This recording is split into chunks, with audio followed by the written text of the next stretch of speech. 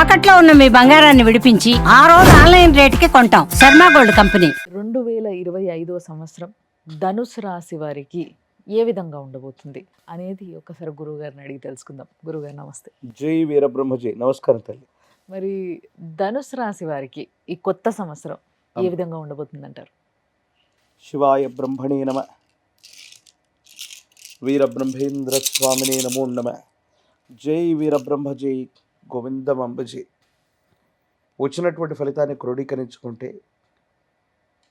జీవితంలో జీవిత లక్ష్యాన్ని చేరుకోవడానికి గతించిన 2-3 సంవత్సరాలుగా మీరు చేస్తున్న ప్రయత్నం సఫలీకృతమవుతుంది. యోగదాయకమైనటువంటి ఫలితాలకు కారణమవుతుంది. సానుకూలవంతమైనటువంటి స్థితిగతుల్లో జీవితం వచ్చేటువంటి అవకాశం కనపడుతుంది. ఓకే. వృత్తి, ఉద్యోగం, గృహ నిర్మాణం, వివాహం, జీవితంలో వెంటనే స్థిరపడాలి. వీటి కోసం మీరు చేస్తున్న ప్రయత్నాలు సఫలీకృతమవుతాయి. మీ ఆధ్వర్యంలో నడుస్తున్నటువంటి వ్యాపార సంస్థలు, మీకున్నటువంటి ఆర్థికపరమైనటువంటి వ్యవస్థలు మరింత బలంగా తయారు చేసుకోగలుగుతారు. ఏ విషయంలోనైనా ఉన్నటువంటి ఇబ్బందులన్నీ కూడా తొలగిపోయి సఫలీకృతమైనటువంటి పరిస్థితులు రావడానికి పరిస్థితులన్నీ కూడా చక్కగా ఉన్నాయి, యోగదాయకంగా ఉన్నాయి. మీరేమాత్రం కూడా ఆందోళన పడనక్కర్లేదు. వివాహ జీవితం బాగుంటుంది. కుటుంబ జీవితంలో కలిసిమెలిసి ఉండగలుగుతారు. అందరి యొక్క సహాయ సహకారాల యొక్క తోడ్పాటు కూడా మీకు తప్పనిసరిగా ఉండబోతుంది అనడంలో ఎటువంటి సందేహం లేదు. మరి విద్యార్థుల పరిస్థితి ఎలా ఉండబోతుంది? ప్రత్యేకించి ధనుసు రాశి వారికి కొన్ని అనుకూలవంతమైనటువంటి ఫలితాలు వస్తున్న సందర్భంలో చతుర్థ భావంలో శని భగవానుడి సంచారం ఇది కొంచెం ఏకాగ్రత మీద ప్రభావాన్ని చూపెడుతుంది.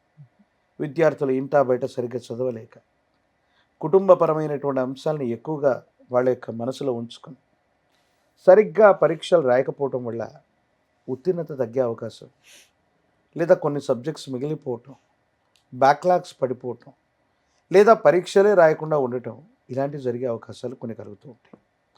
ఏకాగ్రతతో కూడినటువంటి చిత్తం చేత అర్ధాష్టమ శని మొదలవబోతుంది అనేటువంటి సందర్భంలో ఇంకొంచెం ఎక్కువ ఏకాగ్రత పెట్టడం వల్లనే మన పనులను సాధించుకోగలుగుతాం.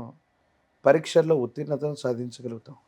ఏ కారణం వల్లనైనా కూడా పరీక్షలు సరిగ్గా రాకపోవటం, బ్యాక్లాగ్స్ పడిపోవటం వల్ల 2 సంవత్సరాల కంటే ఎక్కువ కాలం మనం వాటిని పూర్తి చేయలేకపోవటం, కొన్ని ఇబ్బందులు కలగటం, ఇలాంటి సమస్యలు ఉండేటువంటి అవకాశం ఉంది. కాబట్టి విద్యార్థులు మాత్రం కొంచెం ఓర్పు నేర్పుతో సబ్జెక్ట్స్ అన్నిటిని కూడా పూర్తి చేయటం చెప్పదగిన సూచన. మరి ఈ ధనుసు రాశిలో ఉన్న ఆడవారి పరిస్థితి ఏంటి? ఇంట్లో కొంచెం భార్యాభర్తలు అర్థం చేసుకోలేకపోవటం, అందరి సహాయక సహకారాలు లభిస్తూ ఉన్నా మన మాటకు విలువ లేదన్నటువంటి ఆలోచన కలుగుతూ ఉండటం, ఇంటి పనులు మళ్ళీ మళ్ళీ చేస్తూ ఉండటం, ఇంట్లో మరమ్మతులు ఎక్కువగా జరుగుతూ ఉండటం, ఇవి మీ సహనానికి పరీక్షగా నిలుస్తాయి. కొన్ని సందర్భాల్లో ఎంతో ఓర్పు సహనంతో ఉన్నటువంటి మీరు ఆ ఓర్పును కోల్పోయి కోపం, ఆవేశం వాటి యొక్క స్థానంలో వచ్చి విచక్షణ కోల్పోయేటువంటి పరిస్థితులు కూడా గోచరిస్తూ ఉంటాయి. కాబట్టి మహిళలు, స్త్రీలు చాలా ఓర్పు సహనంతో ఉండండి. వివాహం కానటువంటి తల్లులు ఎవరైనా ఉన్నట్టయితే ప్రథమార్థంలోనే మంచి వివాహం, మంచి సంబంధం కుదిరే అవకాశం ఉంది. వివాహం తర్వాతే యోగదాయకమైన జీవితం తప్పకుండా మీ జాతకంలో మొదలవబోతుంది. మరి ధనుసు రాశిలో ఉన్న రాజకీయ నాయకుల పరిస్థితి ఎలా ఉండబోతుంది గురుగారు? ఈ రాశిలో ఉన్నటువంటి రాజకీయ నాయకులకి వాళ్ళు ఎంతో ప్రయత్నం చేస్తే తప్ప కొన్ని సందర్భాల్లో ఆశించి భంగపడటం అంటారు.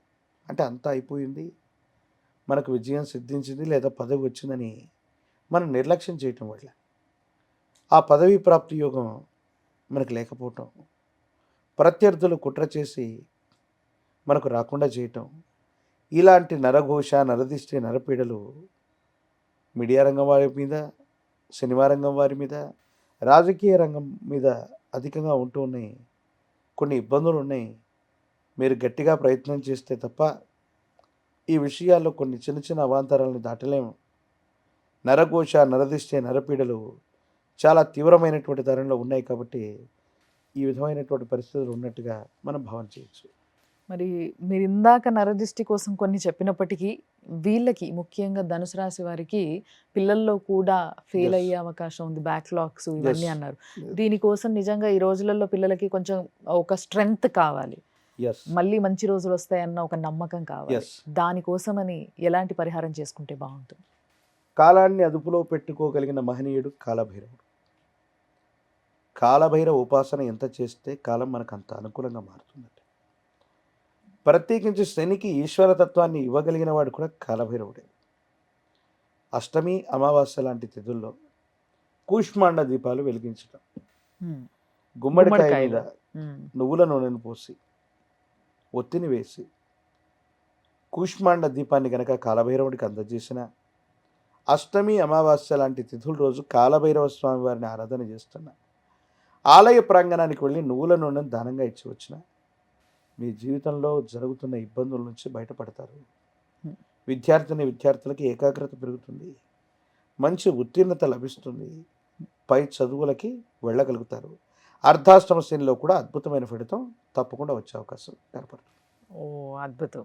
కాబట్టి కాలభైరవ స్వామి మీ అందరికీ తెలుసు, చాలా స్ట్రెంగ్త్ ఉన్న వ్యక్తి, చాలా స్ట్రాంగ్. కాబట్టి బాగా మొక్కండి, పిల్లలు భయపడద్దు. అండ్ ఇంకొకటి ఏంటంటే పిచ్చి పిచ్చి ఆలోచనలు పెట్టుకోవద్దు, ఫెయిల్ అయిపోతే నాకు జీవితం ఎందుకు ఇంకా, Yes. ఇలాంటివి ప్లీజ్ దయచేసి మేము వార్తల్లో చదవదలుచుకోలేదు, మీకు మాకు అలాంటి వార్తలు మీరు ఇవ్వద్దు. దయచేసి అర్థం చేసుకోండి. ఒక రోజు బాగుండకపోతే ఒక రోజు ధైర్యంతో బాగుంటుంది. సాహసంతో కాలాన్ని మనం ఎదుర్కోవాలి, వీటన్నిటిని మనం పూర్తి చేయాలి. కాలం ఇచ్చిన సమాధానం కంటే మన యొక్క పట్టుదల ఎక్కువైతే, అంటే జాతకం అనేది మీరు ఏమి చేయకపోతే ఇలా జరుగుతుంది, బట్ మీరు ఏదైనా చేస్తే ఇంతకు మించిన ఫలితాన్ని మీరు పొందుతారు. చాలా చక్కగా చెప్పారు గురుగారు, ధన్యవాదాలు. జై వీరబ్రహ్మ జై గోవింద పంప